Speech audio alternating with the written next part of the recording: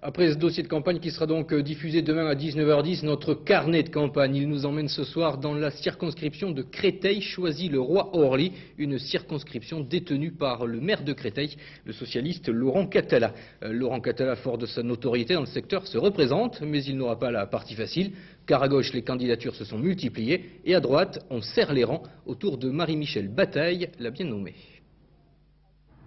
Un député, ça sert à gérer la commune. Ça sert à voter des lois aussi.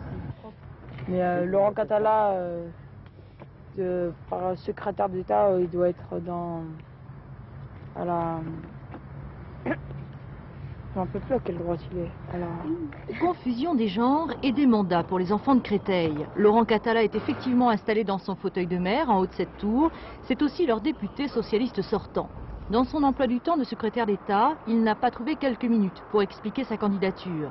Jeudi dernier, on avait beau chercher sur les panneaux électoraux, rien, pas la trace d'un air de campagne.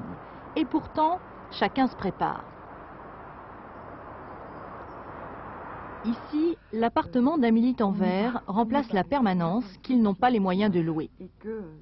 Catherine Calmet, de l'entente écologiste, s'appuie sur les thèmes nationaux dont elle trouve une parfaite application dans cette circonscription. Les autoroutes qui laminent le secteur, le cadre de vie tout en béton. Issue du milieu associatif local, elle défend un partage du pouvoir. Il y a une méthode qui, à mon avis, est la seule qui peut faire ses preuves, c'est le fait qu'on fasse avec les gens. Que la concertation ait lieu, et pas des ersatz ou des semblants de concertation, mais que concrètement dans les quartiers, quand un projet d'urbanisme existe, qu'il y ait des consultations, qu'on mette en place des référendums, que les associations soient réellement soutenues pour ce qu'elles sont, c'est-à-dire des contre-pouvoirs. Sega, ça a été plus fort que lui.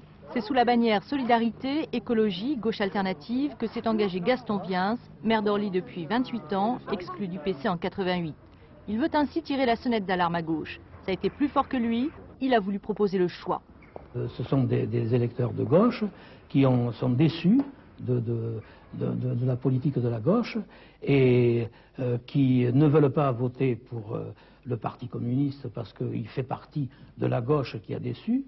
Ils ne veulent pas voter pour la droite parce que la droite, ils ont déjà donné. Et puis, donc, ils m'ont demandé d'être candidat. Le scrutin va probablement se jouer entre Laurent Catala et cette candidate de l'UPF, Marie-Michel Bataille. Elle répercute le débat national en arpentant la circonscription traditionnellement ancrée à gauche. Elle mise sur la chance d'avoir face à elle un représentant du pouvoir socialiste affaibli. Elle cible ainsi son électorat. Nous avons beaucoup de rapatriés d'Algérie.